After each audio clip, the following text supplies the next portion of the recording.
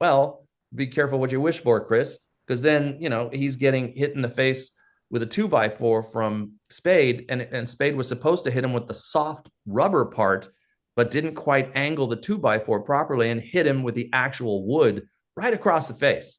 And Man. so, welcome to showbiz. How's it going? Hey, how are you? I'm doing well, man. I was thinking like 30 years. This is really like I'm getting old. Everyone's getting old I here with know. this. I This know is it's amazing, crazy. It's right? crazy. Yeah.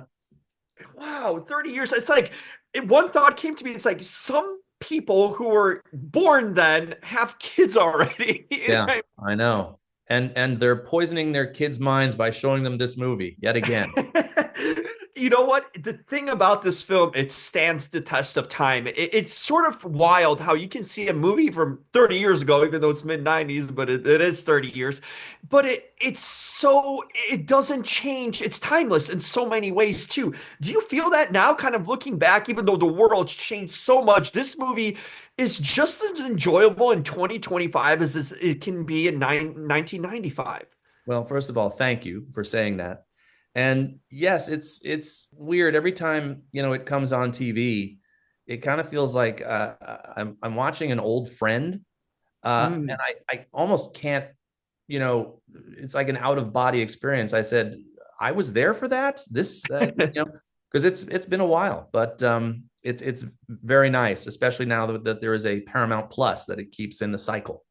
Yeah. And it's a cool thing that you can just revisit that and see it. And when it made me think about too the way comedy's done. You've done comedy too, you're still doing it. But the way it was done back then is sort of slapstick comedy where it's not as gross humor. I think that we get a lot of now too. It's just sort of like physical, fun, committed comedy. I mean, you need the right actors to commit to the bit, literally, but why don't you feel we get sort of movies like this? It's just for that time period in a lot of ways. I haven't seen anything like this, in recent years at all.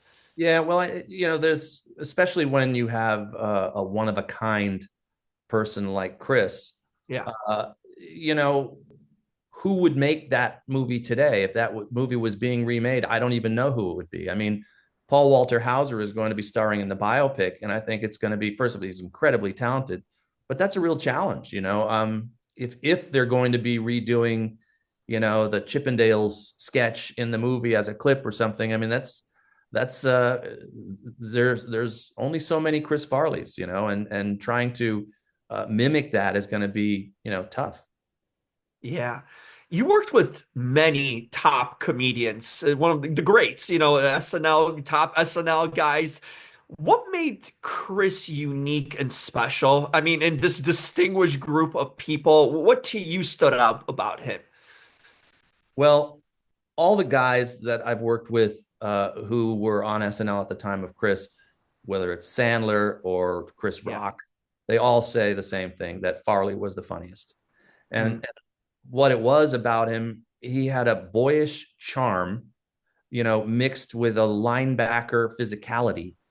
And he was absolutely fearless.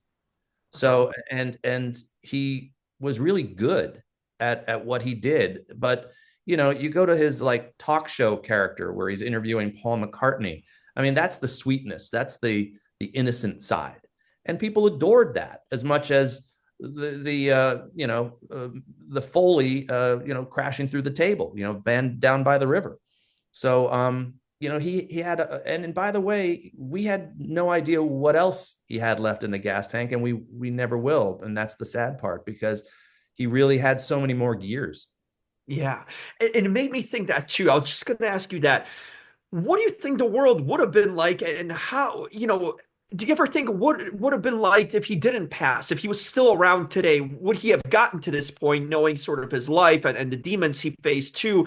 But how would he be looked at too? Because there's something sometimes about really talented, unique people that are they become iconic because of their death. You know, James Dean and a lot of, and Chris is in that category too. Do you think there would be a reverence for him too, as it is, because we got just such a small sample of his genius too? Do you ever wonder what it would be like if he was still around today?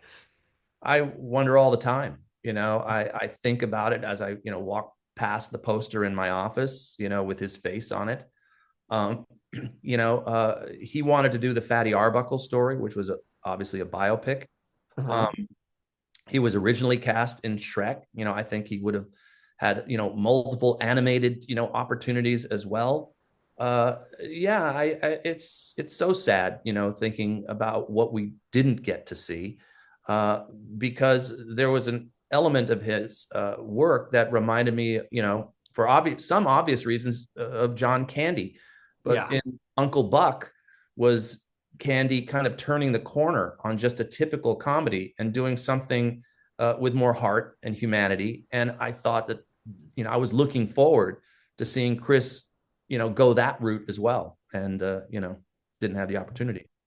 Yeah. And I'm sure he could have, with his talent, he could have done so much more too. It's just tip of the iceberg, really, of what he was. When you look at the movie and some of the stuff, do you think some of the stuff could be pulled off, or an actor would commit to these days?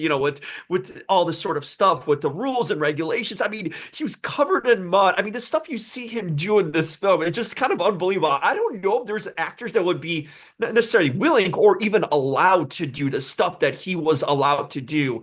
How do you sort of look at that, the physical stuff that he went through? Well, he wanted to do all of his own stunts, and it was really hard to find a stunt guy who was as good as Chris. Yeah. So then Chris said, "Let me just do it." And because this was his first starring role, it was kind of a badge of honor. Well, be careful what you wish for, Chris, because then, he's getting hit in the face with a 2x4 from Spade, and Spade was supposed to hit him with the soft rubber part, but didn't quite angle the 2x4 properly and hit him with the actual wood right across the face. And Man. so, welcome to showbiz.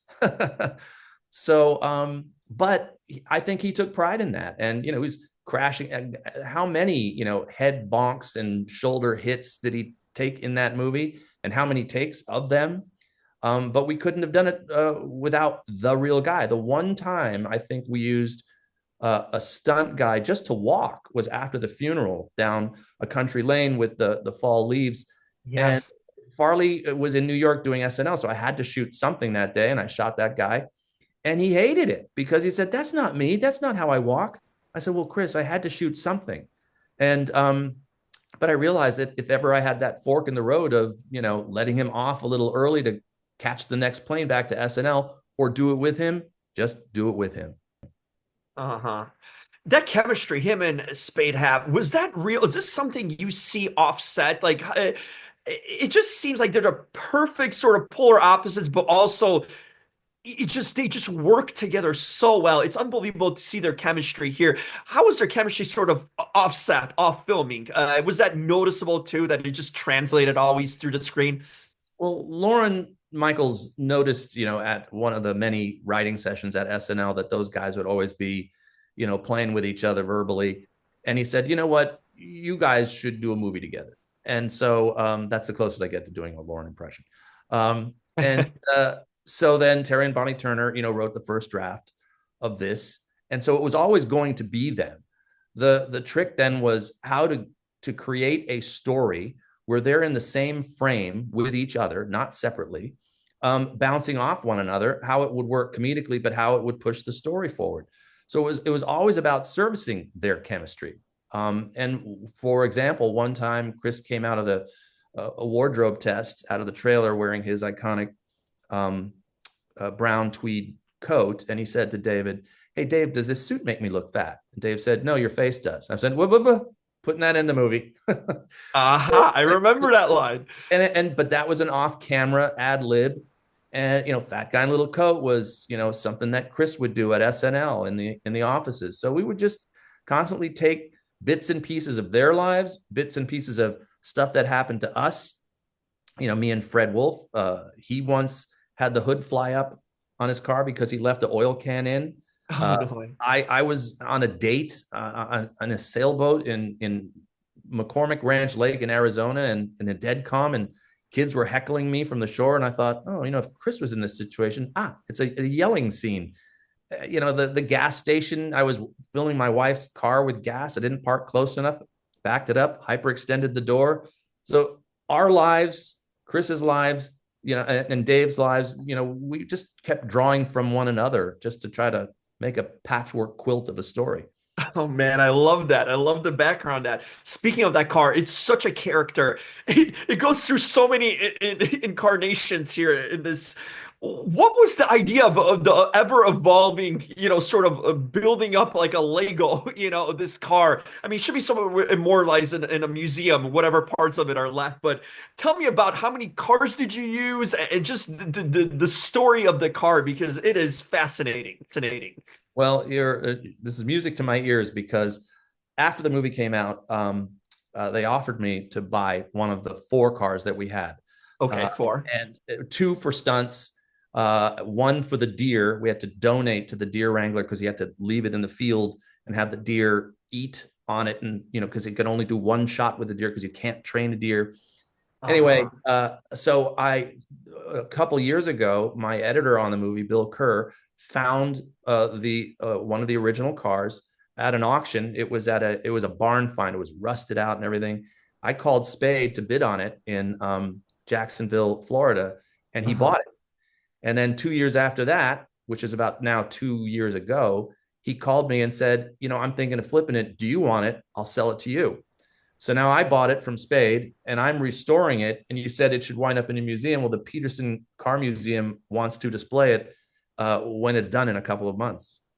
That is absolutely fascinating. Which version of it do you have? Which door or lack of door? I have the one that was the Carpenters and Prehistoric Forest with the 2x4. Yes. There's one other that exists, which I think was the pristine one.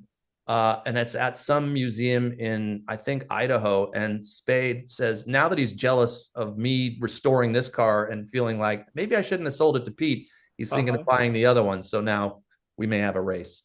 That is amazing. There, you see, there's a story on that too, on just the card itself. But that's a piece of personal history that feels pretty good, and be able to show it in the museum for people to enjoy it is gonna be special in so many ways.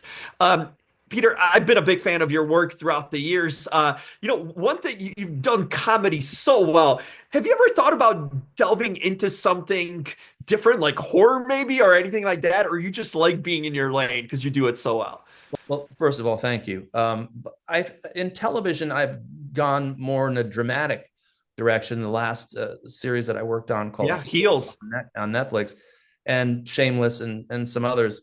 And there's some movies that I'm working on right now that are biopics and dramatic. Never really been into horror, but I am into just good stories. And so there's some dramatic turns up the road. There you go. Okay, looking forward. It's ironically or not, I'm not sure. You've worked with so many wrestlers in your career in comedy with David Batista recently, but just like even throughout history that you've done, you always sort of had wrestlers in your, and even directing, heels too. Coincidence, or you sort of delved into the wrestling world or fascination with it? I'm just curious about it. Well, I think the first wrestlers I got to work with were in Longest Yard. Yeah. So it was, Stone Cold, Kevin Nash, Great Khali, Bob Sapp, and more, Goldberg. Yeah. And the thing I've noticed, a lot of these guys, like Goldberg, was in the NFL for several years. They're athletic, but because of their performance, in character in the ring, they become good actors, and also Dwayne Johnson and Get Smart is another wrestler. And so it's kind of accidental, but I understand why I gravitate towards them, because a lot of times these stories involve the need for someone large, and they usually are very good performers. They make wrestlers make good actors. 100%. I mean, we're seeing constantly though, and John Cena's made a great career now too, so it just keeps on coming too, in so many ways. As I let you go, I always wondered, like, the genius of comedy and directing and understanding, like, what sort of things do you enjoy in your personal life, hobby-wise, or things that sort of feed the beast in a sense to your work? Is there, because I feel like you need to have a rich, normal life to bring great stuff to your work, whether you're an actor or a filmmaker. What sort of things you personally enjoy in your personal life when you're not on set and directing? Well, I've got three grown kids. They certainly give me inspiration, for a lot of crazy stories. Lately, though, just as a hobby, restoring the GTX Yeah. from this movie has been really a lot of fun. I'm working with a guy named Marcus Angel out of Scottsdale, Arizona, and I feel like a kid in a candy store. I can't wait for this thing to be done. That's fascinating. I mean, it's perfectly segues into this. I think it was meant to be that this comes around in this time of your life with the 30th anniversary of the film and all. Super cool to that you were able to share that story and get to do that. So, Peter, like I said, keep on enjoying your work. You're always doing something great, and the history's there. So keep on doing awesome stuff. Really cool to connect with you. Thank you very much. Appreciate it. Let's do this again sometime. We will. Thank you, Peter.